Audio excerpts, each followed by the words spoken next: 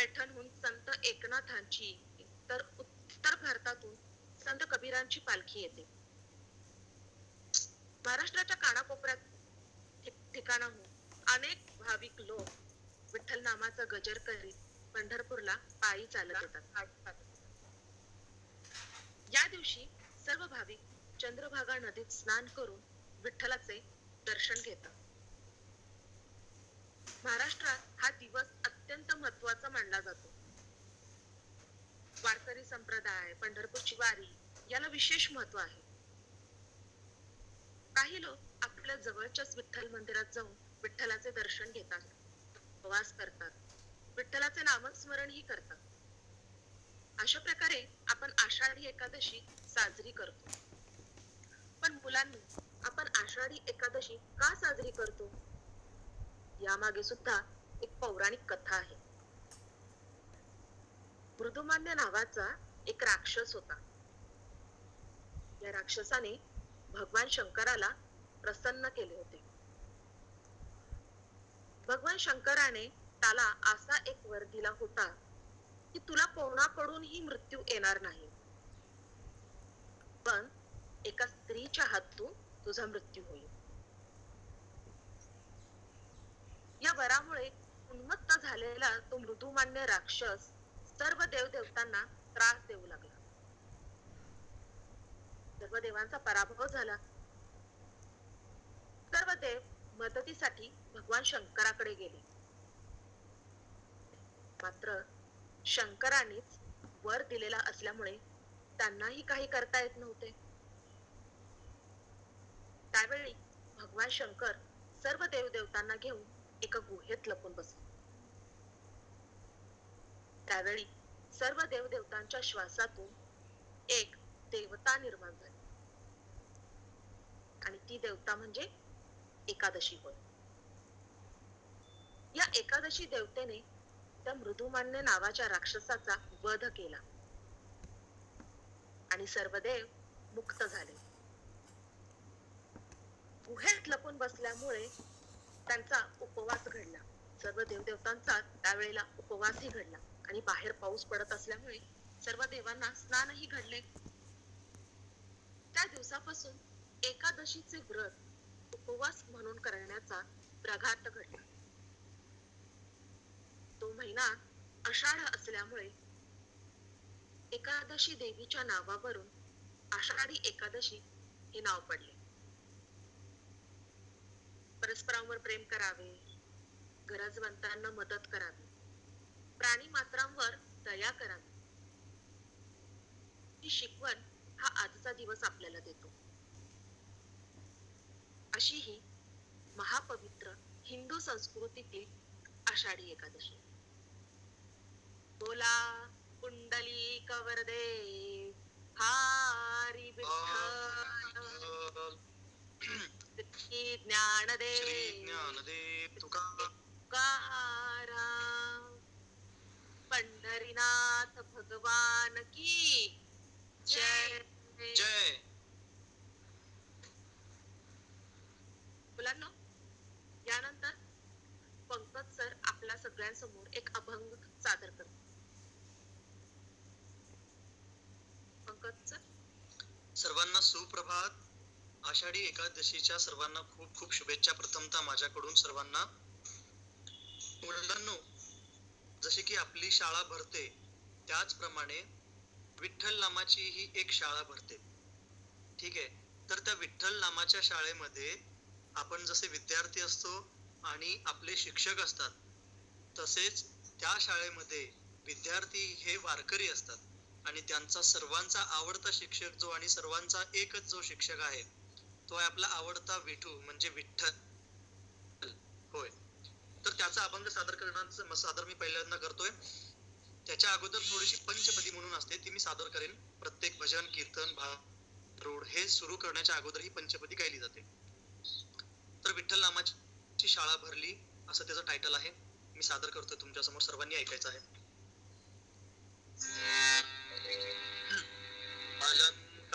अलंकापुरी पुण्यभूमी पवित्र,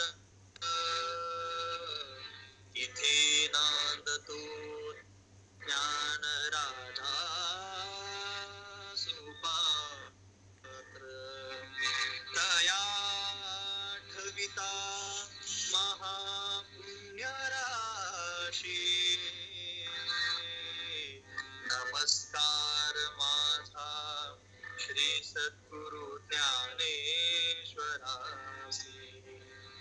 पुंडलिक वरदे हरी विठ्ठल, श्री ज्ञानदेव तुकाराम, पंढरीनाथ भगवान की जय.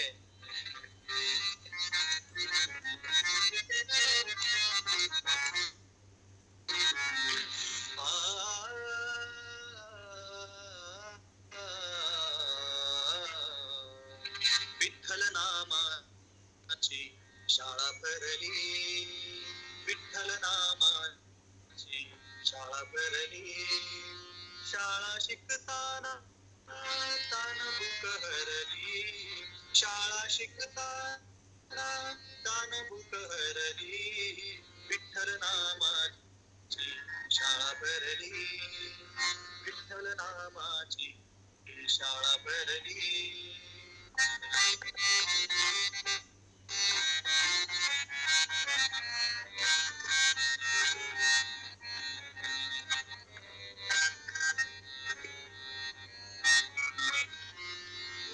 होई पांडुरंग, आम्हा शिकवी तुक्याचे अभंग.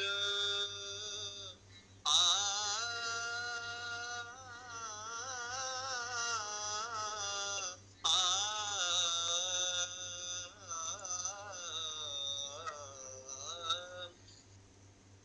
गुरु होई पांडुरंग, मदनी जा रे जानी द सानी दब दब मनी दब दब दब मनी दब दब मब मग मग मग मग मग रे बा. गुरु होई पांडुरंग, आम्हा शिकवी तुक्याचे अभंग.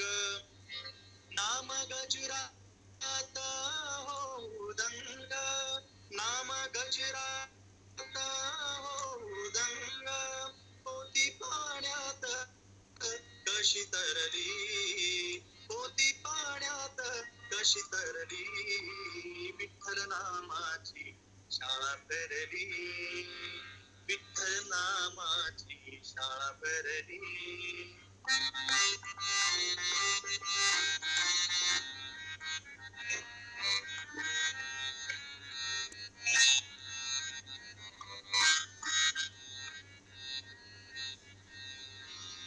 टाळ चिपळ्या हाती घ्या रे,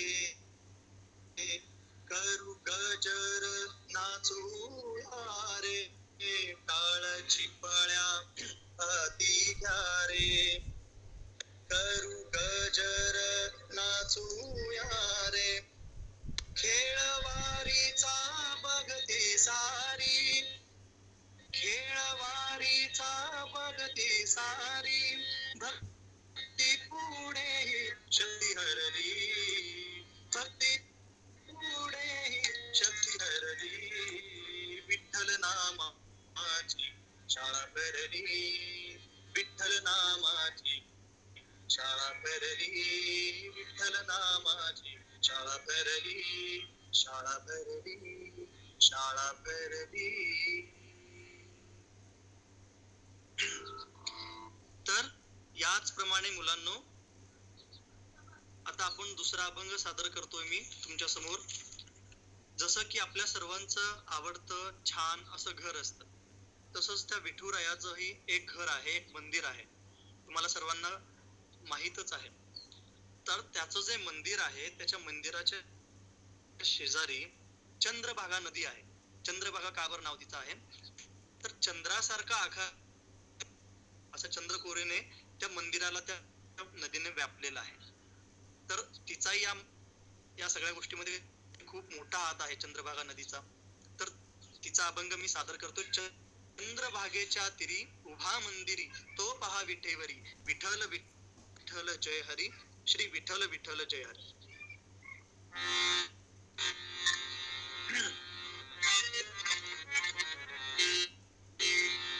चंद्रभागेच्या तीरी, चंद्रभागेच्या तीरी उभा मंदिरी, तो पहा विठेवरी, विठ्ठल विठ्ठल जय हरी, जय विठ्ठल विठ्ठल जय हरी.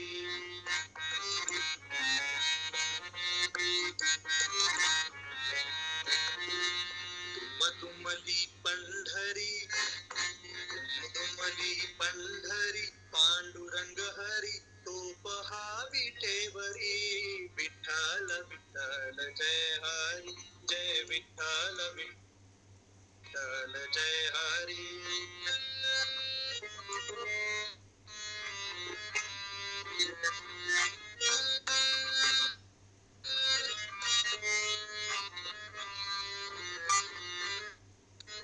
जगी प्रगटला तो जग जेठी, आला पुंडलिकाच्या भेटी. जगी प्रगटला तो जग जेठी, आला पुंडलिकाच्या भेटी. पाहुनी सेवा खरी, पाहुनी सेवा खरी, थांबला हरी तो पहा विटेवरी. विठ्ठल विठ्ठल जय हरी, जय विठ्ठल विठ्ठल जय हरी.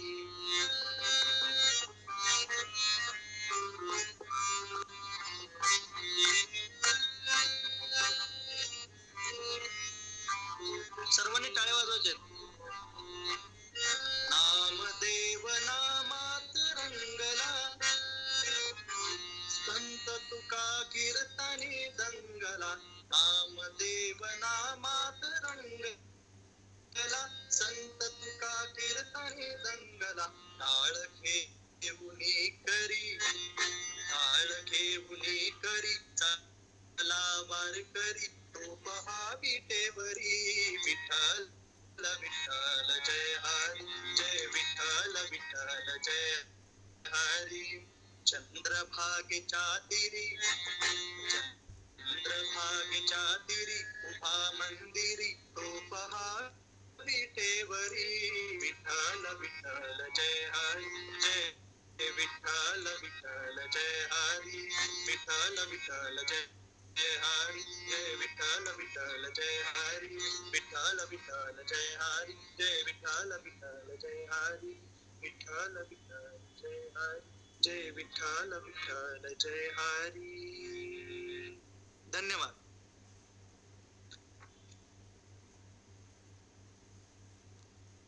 खूप खूप धन्यवाद सर. खरंच आज या अभंगाच्या निमित्ताने आज असं वाटत होतं की विठ्ठल नामाची आज आपण इथे शाळा भरवली आहे आणि आपण सगळे विठ्ठल भक्त विठ्ठलाला साथ घालतोय की अरे विठ्ठला लवकरात लवकर हा कोरोना संपू देत आणि पहिल्यासारखं परत सगळं सुरळीत होऊ देत.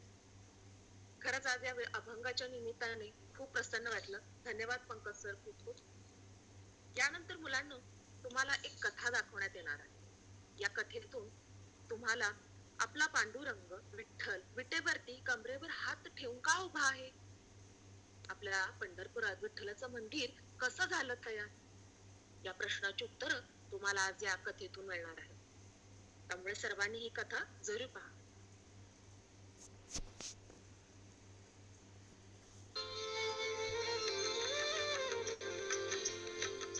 हिंदू पंचांग के हर माह में एक पूर्णिमा आती है जिसका अपना ही महत्व है। इसी तरह कार्तिक माह में आने वाली पूर्णिमा है जिसे त्रिपुरी पूर्णिमा या देव दीपावली के नाम से भी जाना जाता है।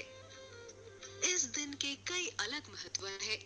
जैसे कहते हैं कि इस दिन भगवान विष्णु ने मत्स्य अवतार लिया था और इसी दिन भगवान शंकर ने अपने त्रिपुरांतक अवतार में तारकासुर के 3 पुत्र विद्युन्माली, तारकाक्ष और कमलाक्ष, जिन्हें त्रिपुरासुर भी कहा जाता है, उनका वध किया था। कार्तिक माह भगवान शंकर और भगवान विष्णु को समर्पित किया गया है। इस दौरान भगवान विष्णु के अवतारों की भी पूजा की जाती है। इस माह में उनके विठ्ठल अवतार की पूजा करते हैं, जिनका मंदिर सोलापुर जिले के पंढरपुर शहर में स्थित है। इस मंदिर के निर्माण के पीछे एक कथा प्रचलित है। आइए सुनते हैं ये कथा। कई वर्षों पहले पुंडलिक नामक एक व्यक्ति हुआ करता था। वो अपने माता पिता के प्रति दुर्व्यवहार रखता और उनके प्रति उसका क्रूर स्वभाव बढ़ता जा रहा था। अपने बेटे के इस व्यवहार से तंग आकर माता पिता ने काशी जाने का निर्णय किया। अपने माता पिता के साथ पुंडलिक भी अपनी पत्नी को लेकर काशी निकल पड़ा। काशी के रास्ते में वो सभी एक आश्रम आ पहुंचे।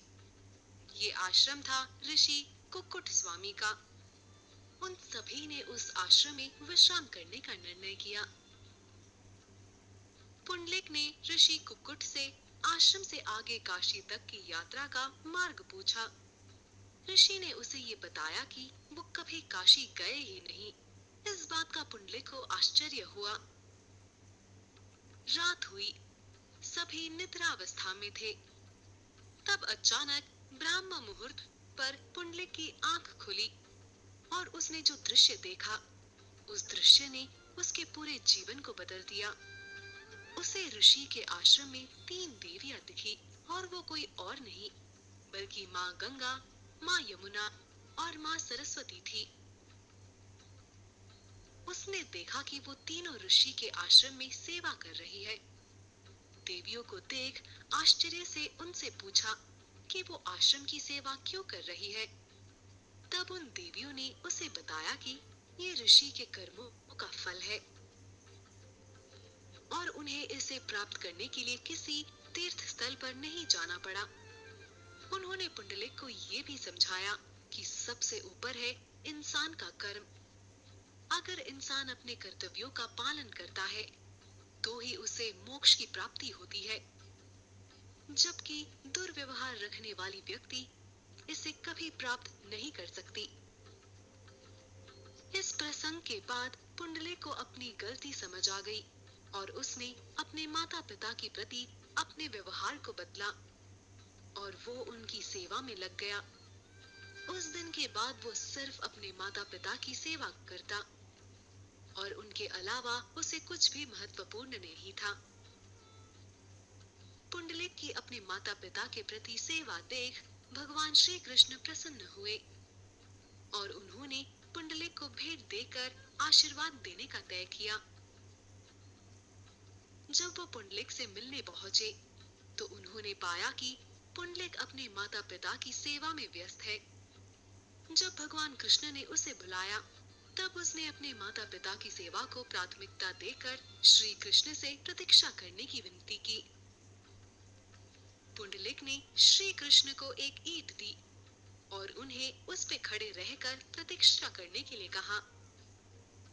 पुंडलिक के अपने माता पिता की ओर श्रद्धा देख भगवान उससे प्रसन्न हुए और उन्होंने उससे इच्छा प्रकट करने के लिए कहा। पुंडलिक ने उनसे ये मांगा कि वो यही पृथ्वी पर स्थित हो जाए और तब प्रभु विठल के अवतार में वही हमेशा के लिए स्थित हो गए और माना जाता है कि वो 28 युगों से उस जगह पर स्थित है। सिर्फ कार्तिक माह ही नहीं बल्कि भक्त भगवान विठल के दर्शन लेने आषाढ़ी एकादशी के दिन भी इस मंदिर को लाखों की संख्या में भेंट देते हैं।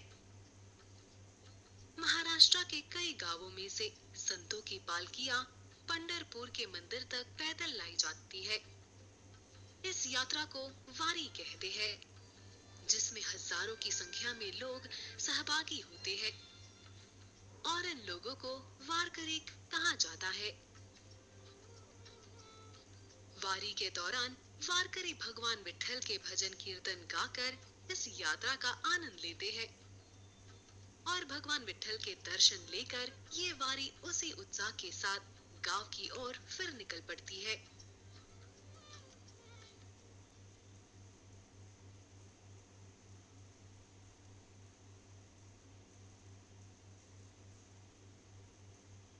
तर मुलांना, पुंडलिक हा विठ्ठलाचा एक मोठा भक्त होता.